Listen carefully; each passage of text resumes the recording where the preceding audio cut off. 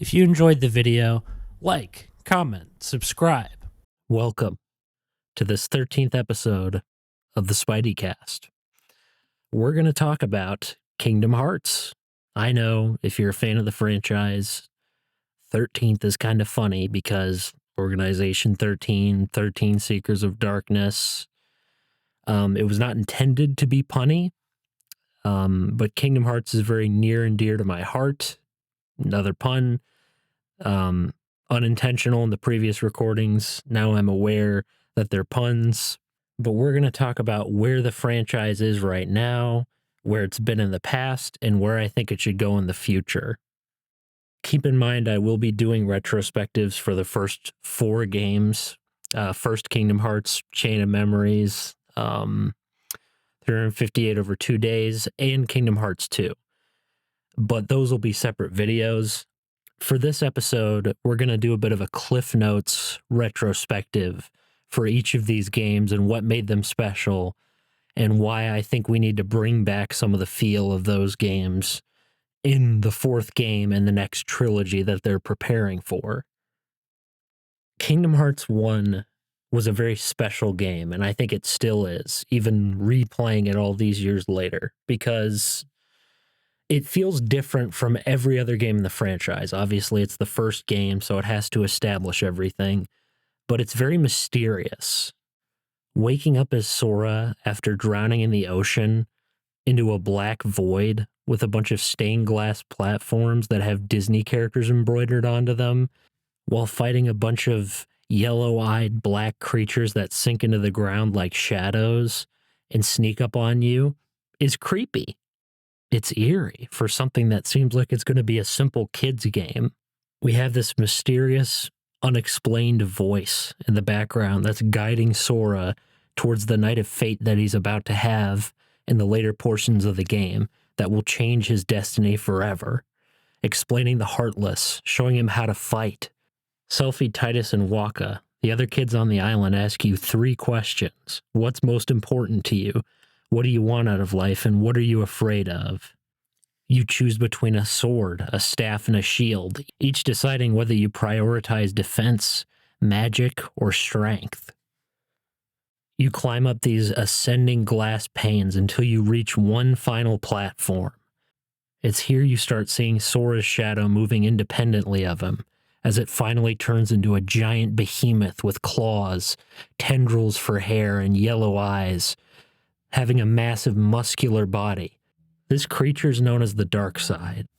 You defeat the giant creature, but unfortunately it consumes you in darkness.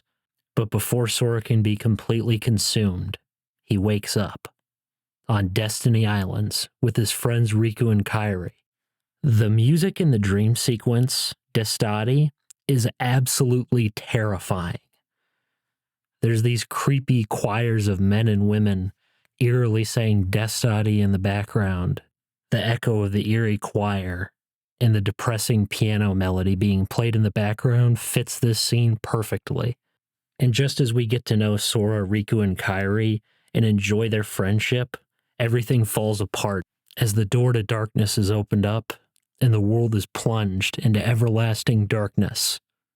For the sake of time, we are going to ignore spin-offs and talk specifically about Kingdom Hearts 1 and 2, because though I love 358 over 2 days, and I love the story of Chain of Memories, I feel like it would take up a lot of this video, and I want to be able to talk about the future of the franchise, because like I said previously, we're going to do retrospectives for each game that I enjoy specifically, maybe one for Birth by Sleep, just for the sake of completion, but those 4 games are guaranteed to get separate podcast episodes for them.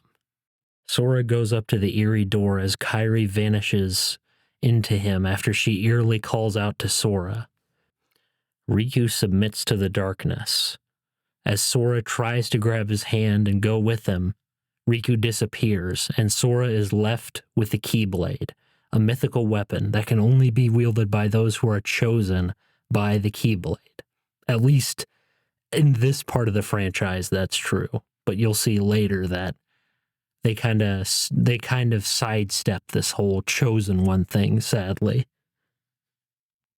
Then we have Kingdom Hearts 2. We've gotten to know Sora, we've gotten to know the Heartless, we've gotten to know what the Keyblade is, but instead of starting this game with Sora as our playable character, we start the game with Roxas, mysteriously. This blonde-haired kid with a normal life and normal friends, with normal problems. His relationship with Hainer Pensionnel is very similar to Sora, Riku, and Kairi. It's very natural. It feels normal. They feel like actual friends, joking around, having fun, poking fun at each other, and just generally enjoying each other's company. We come to enjoy Twilight Town's simplistic beauty, the orange sunsets, the clock tower, the usual spot, the pit where struggle fiends fight each other with Nerf bats. We grind it out on rails on a skateboard in the tram commons. We research rumors for a school project and go to the Sunset Terrace. Then we bask in the glorious afternoon sunlight sitting on top of Sunset Hill. But sadly, Roxas's life starts to take a turn for the worse. We start seeing mysterious hooded figures, stretchy, disturbing, contortionist-like creatures, and as they unzip, they start calling Roxas Liege, proving that there's more to this character that we know and even Roxas knows about himself. He fights a mysterious man named Axel, a person significant to his previous life, as Roxas had amnesia, with not one but 2 Keyblades, and defeats him in a duel, and then finally discovers that he wasn't meant to exist. Yes, Roxas learns that he's a nobody. When a heart is consumed by darkness, like Sora's was in the first game after his sacrifice for Kairi, the Heartless is formed, and a nobody is the empty shell of that body left behind. They are unnatural, and they aren't meant to exist. That was the original established lore, and that's how it was supposed to be, and it made Roxas's story so impactful, because even though he wasn't meant to exist, we got to see a very short, enjoyable portion of his life that was very fun, impactful, and emotional to witness. And it was nice to see him surrender to the fact that he wasn't meant to exist and merge with Sora, his original person. It was a good character arc. It was closed in Kingdom Hearts 2 and didn't need to be brought back for Kingdom Hearts 3. And we got to see the best version of Sora, the best character in the series, in my opinion. He's much more mature, much more caring, much more responsible, much more interesting and deep compared to the first game, where he's more naive, one-note, and selfish. Though I do like him in that game, he only cares about Riku and Kairi, not about the worlds, not about Donald and Goofy. But in this game, he treats them equally, which I enjoy. He's more snarky, he's more clever, he's less overtly emotional and distraught, and I enjoy that about his character. It's a clear evolution between Kingdom Hearts 1 and 2 that makes his arc so compelling. Kingdom Hearts 1 had a very intimidating, ruthless, and dark main villain in Ansem. He wanted to plunge the entire world into darkness with the power of Kingdom Hearts by using the power of the Princesses of Heart, the 7 princesses of which Kairi is one of. He had a very clever scheme. He manipulated Riku into being his puppet. Riku was very jealous of Sora and his relationship with Kairi because he wanted to be with Kairi as well. And Riku thought he was cooler, more intelligent, and a much more successful person than Sora. He was much more skilled in many things. Sora was kind of the younger brother character, while Riku was the snide, snarky older brother who had charm, but unfortunately he gave into the darkness and assumed that Sora forgot about him and Kairi when he started palling around with Donald and Goofy. And Donald and Goofy viewed Sora as kind of a means to an end, but they started to bond with him as the game went on, as he went through his troubles. Donald was more of a cynical, snarky, rough around the edges type character, while Goofy was more caring, kind, and understanding. He was kind of the voice of reason in the group. They abandoned Sora when Riku took back the Keyblade that Sora got, which was meant to be his. But through sheer strength of will and heart, Sora was able to win back the Keyblade and win back his friends, because they couldn't abandon Sora. even without the Keyblade.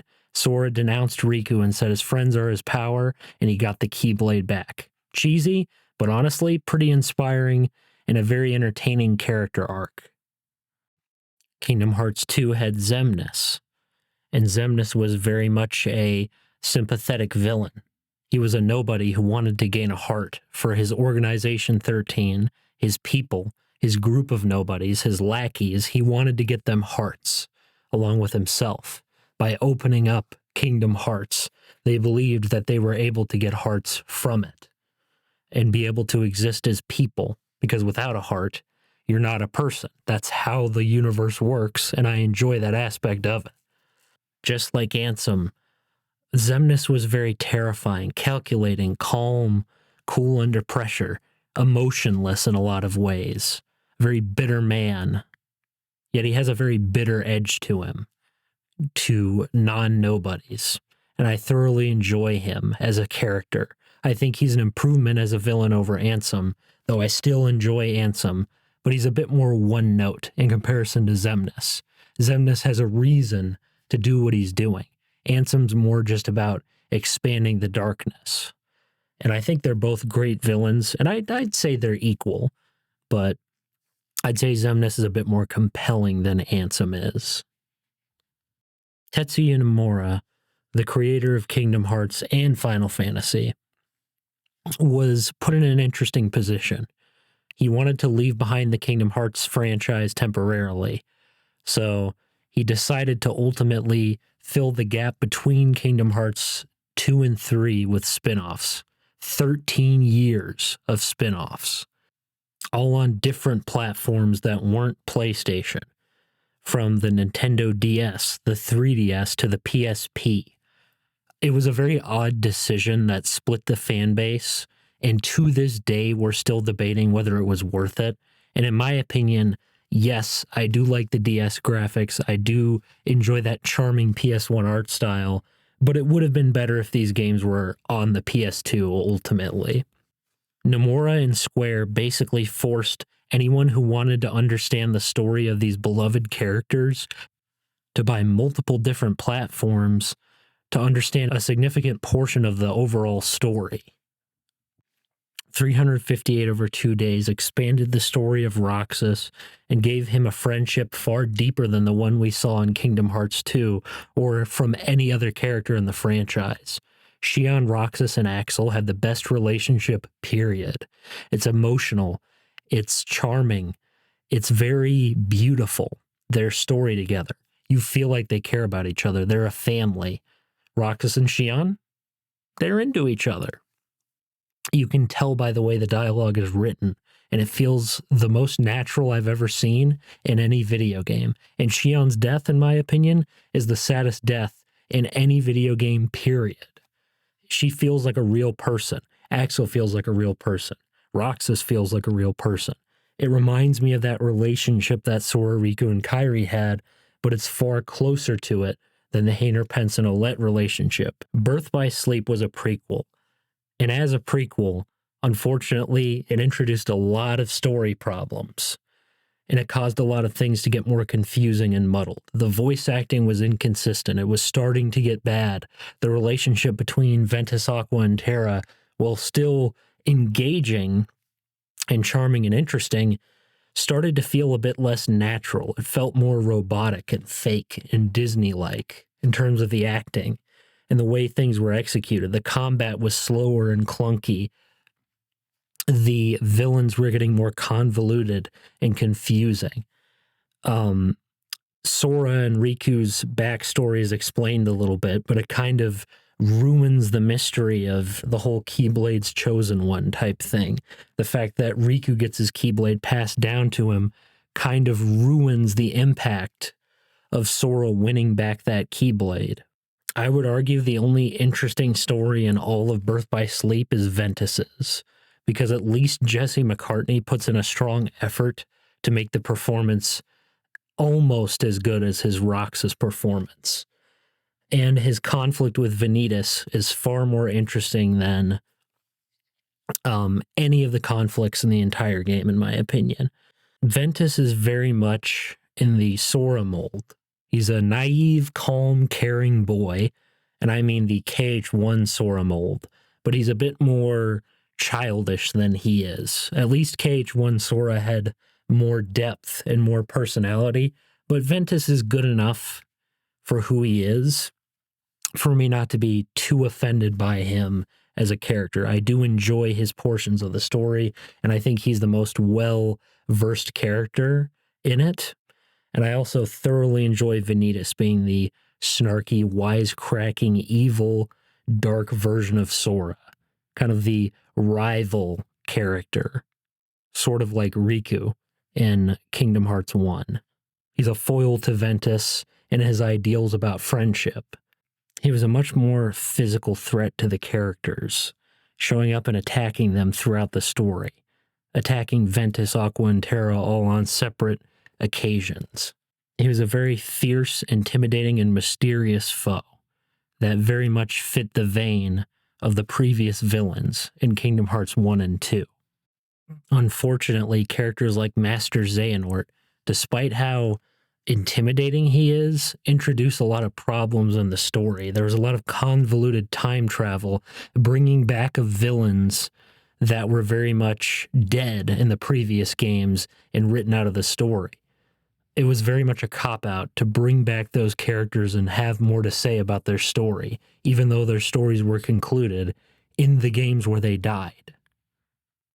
And I'm not saying Xehanort's bad. He's very much, like with Vanitas, in the vein of Xemnas and Ansem, but the problem is he feels hokier. His dialogue feels more robotic and stereotypical, just like everyone else with Birth by Sleep.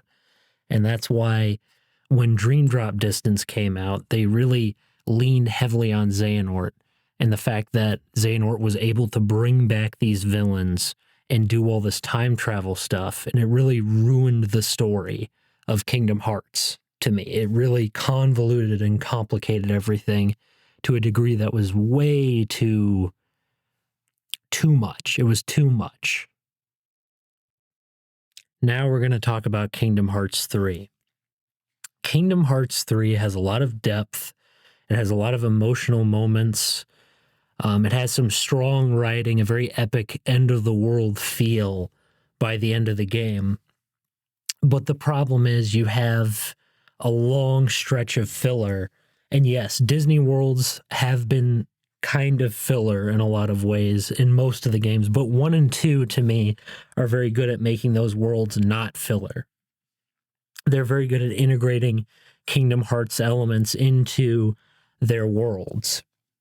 But the problem with Kingdom Hearts 3 is that some of these Disney worlds are just recreations of the movie straight up, with Sora, Donald, and Goofy standing there and saying nothing. There are some Disney worlds in Kingdom Hearts 1 and 2 that are recreations of the Disney movies that they're adapting.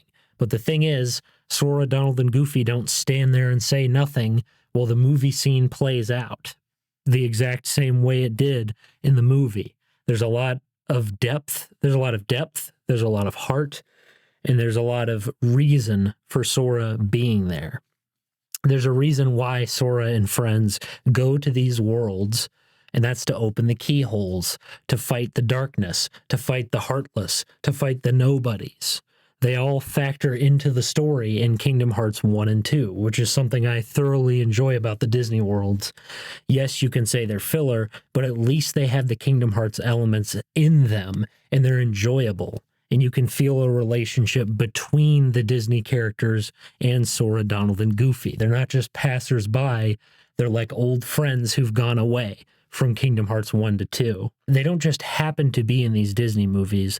They're actually integral to the plot. And the problem with Kingdom Hearts 3 is we have mature Sora, who's in the plot sometimes, and then we have weak, wimpy Sora, who's for some reason in the plot sometimes. All the depth and strength of Sora as a character is tested to its limits, and Sora immediately breaks under the pressure. And he feels like a weaker character than he was in Kingdom Hearts 1 and 2. He's more childish, less mature, and has less depth at specific moments. There are moments in the story where he feels like the same character with that snark, that confidence, and that sarcasm. That's the Sora I like, and that maturity. But for some reason, we go back to Kitty Sora, who's weak, who's not confident, who doesn't know how to handle tough situations. That's not the Sora I grew up with. The Sora I grew up with is confident, noble, strong, understanding, and knows what he has to do. He's not perfect. There are times he does get emotional, but it's mostly anger. He's not afraid of the darkness. He's not afraid of his enemies. He's a strong, confident warrior, but he does get sad when characters die, but he moves on. He continues the fight. He doesn't crouch down and cry when his friends are in danger or they may have died. He continues being a man. He doesn't give up and turn into wimpy Sora. And I also do enjoy the character moments with Roxas and the other characters that came back. But the problem is you brought back too many characters. You can bring back Roxas, just make it difficult to bring him back. Don't bring back Xion.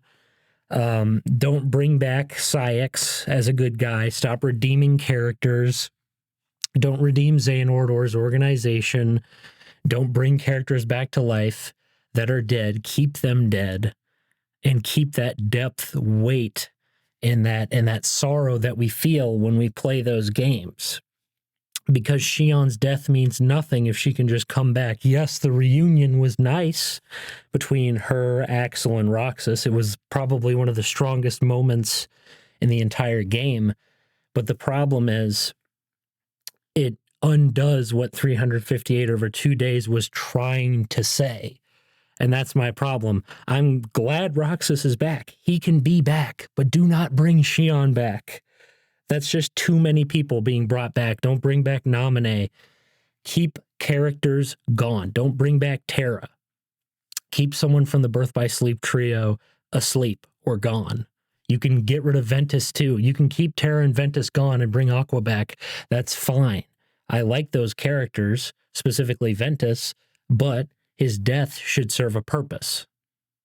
Bringing him back does invalidate it. And I do like Xehanort, but and he's a lot scarier in this game, but unfortunately, he's still kind of goofy. The voice direction is still kind of spotty in comparison to 2 and 1, even though I enjoy it. And the gameplay is fun, but there's so many forced gimmicks like attractions that break up the buttery smooth flow that the Kingdom Hearts 2 combat had. And you can't cancel animations of combat moves anymore.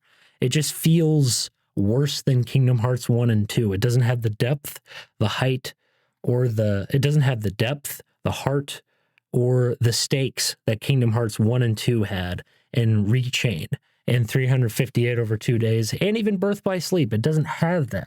It takes the problems of the later Kingdom Hearts games and it accentuates them and makes Kingdom Hearts feel more like a Disney Channel show where the good guys win and everybody comes back and every villain is redeemed and everything's okay. That doesn't fit, in my opinion. It should have taken the tone that Kingdom Hearts 1 and 2 had, the combat of Kingdom Hearts 2, and then added more drive forms, added more magic, added more depth to it, but didn't have all these instant win triangle button, press triangle to win buttons. It shouldn't have had attraction flows or these very corporate Disney moves that they designed. I don't care about D-links or anything. I just feel like the game feels more corporate. I don't want to see Sora riding a roller coaster. I want to see Sora smacking things with 2 keyblades, flipping around like a Jedi, flying, with glide, teleporting around and smacking laser beams back at nobodies. I want to see Sora cutting buildings in half. I want to see Sora feeling more like an anime character. And for me, 3 felt more like it was a cartoon character than an anime character in a lot of instances. And with the conclusion of Kingdom Hearts 3 and the disappearance of Sora, we're kind of left at an interesting spot in the franchise. We have no spin-offs, and it's been 7 years since Kingdom Hearts 3. I want Kingdom Hearts 4 to bring back that sense of mystery and wonder and excitement and that eeriness that Kingdom Hearts 1 and 2 had. There was a darkness and an edge to those games. There was a depth to the characters, and I want that back. I want that emotional writing of 358 over 2 days, because for me, it just seems like we're kind of in a state of nothing. We know nothing about this game. We know nothing about the writing, what worlds are going to be in the game, what characters will return, what new characters there are. We're in the dark, and I'm happy that we are, and I'm excited to see where we show up, and I'm excited to see where we're going, but I'm curious as to what we're going to do for this new saga, the Lost Master saga. So the question I ask is, what is Kingdom Hearts 4 going to be? What is it going to represent? What type of story are we trying to tell here? Are we going to keep Sora? I hope we do. In my opinion, for major story games, we should keep Sora. For non-major story games like spin-offs, we should have other playable characters, just like we did before. If that means bringing Roxas back for a spinoff, I'd be perfectly okay with that. I'd be interested to see Ventus, Aqua, and Terra grow as characters and become more interesting in another spinoff. I'd like to see, maybe there are prequels that we could set in the Dark Saga, the whole Dark Seeker saga, that explain certain gaps in the story. Maybe we could have Kingdom Hearts 4 be kind of like Majora's Mask. It's darker, it's more edgy, it's more serious in a lot of ways, but it showcases Sora's maturity. We need to have Sora be older in this game. We need to have him deal with more complex problems. We need to have higher stakes than Kingdom Hearts 3 had. We need to get rid of this Disney Channel style writing and get rid of this anticlimactic time travel stuff. I want to wipe the slate clean and keep Sora as the main character of the story, but we can do spin-offs still. We can do spin-offs with Sora in them. We can have a lot of things going on. I want to see Sora as an adult. Keep the maturity and the depth and the more complex emotions that were in Kingdom Hearts 2 and expand upon those. Make him a deeper character, give him a dark arc where he starts seeing villains slaughtering people, destroying worlds, ruining people's lives. Make him an incredible hero. Don't change him completely, but make him even more confident, make him even stronger, make him the real hero of the franchise, even more so. Don't depower him, don't make him weaker, don't make him not the center of the world as the hero. Make him the central hero, just like he's been for a long time. I don't want Sora to completely change, but I want him to mature into a more adult outlook on things. I want him to be that mature character from Kingdom Hearts 2, but pushing further into it to a more confident, mature, understanding person who's powerful. He doesn't lack confidence when confronting villains. He's not weak. He's a true Keyblade master. He's very wise beyond his years. That's what I want for adult Sora. And I want his villains to be more ruthless, ruining people's lives, killing people, and destroying worlds, and leaving people in terror. Bring back the drive forms. Enhance them, make them stronger, bring back the snappy, flashy, intense combat that we knew from Kingdom Hearts 2 that feels buttery smooth, but this time make Sora even more powerful, but also keep that power within reason and make the villains just as powerful as him so every challenge feels intimidating, so every boss feels tough. Bring back revenge values, bring back the depth that Kingdom Hearts 2's combat had, and bring it back. Reaction commands, I saw them. They're back. I'd love to see them be just as cool and intense and flashy as they were in Kingdom Hearts 2. I want Kingdom Hearts 2, combat-wise, is a cinematic masterpiece, gameplay-wise, storyline-wise, combat-wise. And honestly, if you gotta shrink the worlds to bring back that combat, shrink the worlds. I could care less about exploration and puzzles. For me, it's combat or nothing. Bring back that mystery that intrigue, that depth, that fear of the heartless and the nobodies. Bring in a new guy to take charge of them.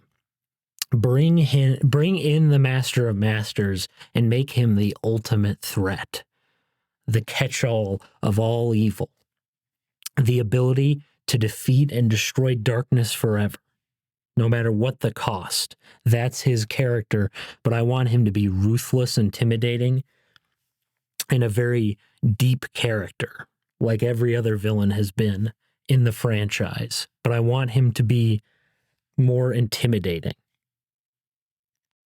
And if you have to, remake 358 over 2 days. I want to see that game. Personally, I'd like to see it in the style of Birth by Sleep and the other PS2 games. Dig up those assets and use them for this game. First off, it would make it so it takes less time and bring that smoothness of Kingdom Hearts 2 to 358 over 2 days, and bring that leveling up system too. Get rid of the panel system and change the way that game works and make it so people can experience the story without having to get a DS emulator or having to buy a Nintendo DS just to understand the depth and impact of that story. Heck, Birth by Sleep was supposed to be on the PS2, but they put it on the PSP instead. And I'd like to see a version of Birth by Sleep that matches what they were originally going to do on the PS2. Keep the PS2 assets, keep the PS2 soundtracks, keep the MIDI, keep the charm of the old PS2 Kingdom Hearts games, and put that into this Birth by Sleep remake. I'd love to see them remake this game, bring more depth to the characters, bring the voice direction more in line with the earlier games in the series, bring the character writing and the character work to that similar level, and also make the worlds like Kingdom Hearts 2's worlds. And in my opinion, you've got an incredible version of Birth by Sleep, and I'd love to see Terra, Aqua, and Ventus's stories. I would love to see Terra, Aqua, and Ventus's stories fully realized as they were originally intended to be, on the right system with the right level of quality. And like I said, bring us spin-offs. We need more spin-offs. I'd like to see Riku get his own game. I'd like to see Roxas get his own game. I'd like to see villain characters get their own games. I'd like to see Vanitas get his own game. I'd like to see different characters. Think outside of the box with this one, Nomura. We're at a point where you can do anything now. You're not limited by the Xehanort saga. And I'm not saying we bring back every single character, but I'd like to see Sora fight Vanitas one-on-one. I'd like to see Vanitas not just be a guy who shows up in 2 games and then disappears for the rest of the franchise. If there's one villain I'd like to return, I'd like to see it be Vanitas, so we can have more depth, so he can have more depth, so we can have more nuance and a deeper story. I don't think we need to abandon where we're going. I don't think we need to reboot. I just think we need to tighten the grip on the darkness of these games. And I think we need more original worlds like Hollow Bastion, like Traverse Town, like The World That Never Was, like Twilight Town. We need more original worlds. I want Disney to still be a part of Kingdom Hearts, but I want the original Kingdom Hearts DNA to be more prevalent than the Disney DNA. I'm getting tired of having Disney be the only thing that Nomura focuses on when it comes to worlds. I want to see Leon, Cloud, Sephiroth, and all these Final Fantasy characters come back. I want to see depth with their stories. We could make a game about Leon and how he got to Traverse Town. We could make a game about Cloud and why he's in Hollow Bastion, how he got to know Leon, how darkness fell. I want to see what happened in these games, and I want to see why these characters are the way that they are. I want to see what makes these characters tick. I want deep dives on them, and I want different movesets like the modders do for Kingdom Hearts 2 mods for different characters like Vanitas and Aqua and Terra and Ventus and other characters, and Roxas as well, and Nobody May Cry. I want to see that depth inside of these spin-off games. I want every character to play differently in the spin-off games. They're not just a Sora reskin. They're their own person with their own feelings and their own depth. And for me, that's what I want to see for Kingdom Hearts. I think Kingdom Hearts can grow beyond the Xehanort saga. I think we can move on. But if we want to go back there for a couple prequel games, I'm okay with it. I thoroughly enjoy prequels, but make them better than Birth by Sleep. And I honestly feel like if Tetsuya Nomura wanted to, he could make one of the best Kingdom Hearts games, period, with Kingdom Hearts 4. And I want Kingdom Hearts to get even bigger than it already is. Honestly. I don't want Kingdom Hearts to end. I don't want a Kingdom Hearts main game without Sora. I just want to move into some deeper, more mature things.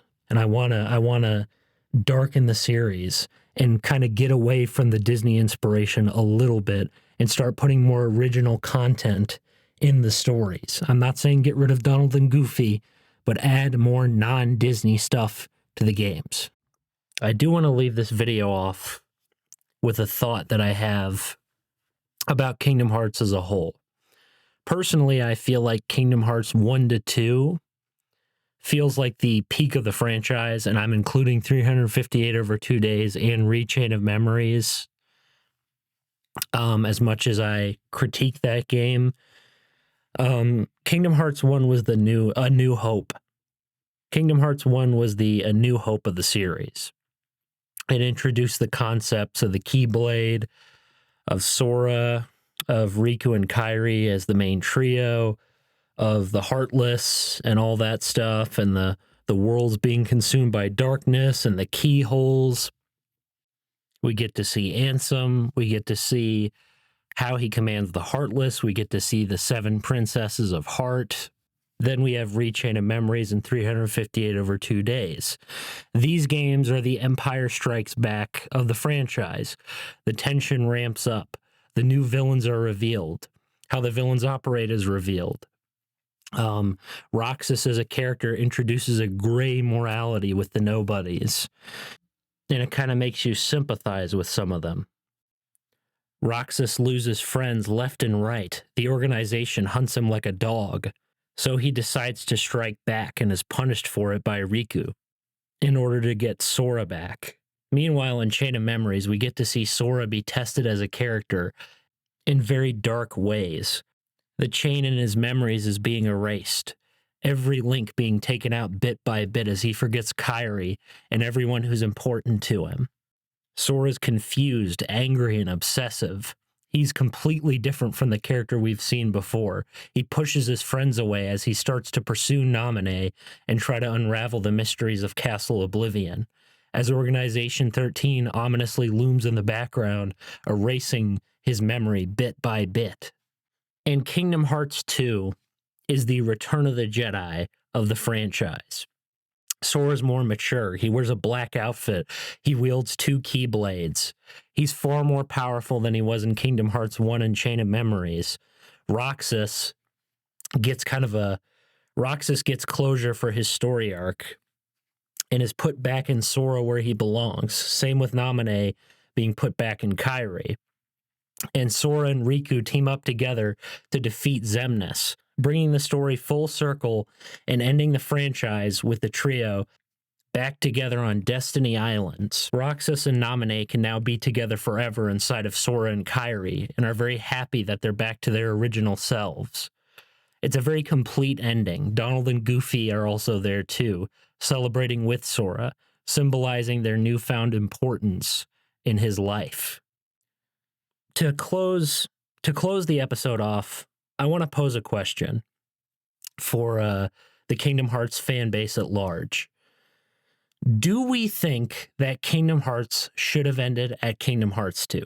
Personally, while I'm glad it continued, for me, Kingdom Hearts 2 could have been the end and I would have been satisfied. And in a lot of ways, I would have preferred it. But still, I'm glad it continued, but I think KH2 probably should have been the end of the franchise with those 2 games in between because they're very conclusive. But I am glad it continued. I am glad that what I preferred happening didn't end up happening. But I do feel like this is a far better ending to the franchise than any other game that we've had. And I still do firmly wish it was the end. But like I said, I'm glad that the franchise continued. But there will always be a part of me that's like, man, this was the perfect conclusion to the franchise. Anyways, God bless, Christ is King, and that was my podcast on Kingdom Hearts 4 and what I want for Kingdom Hearts.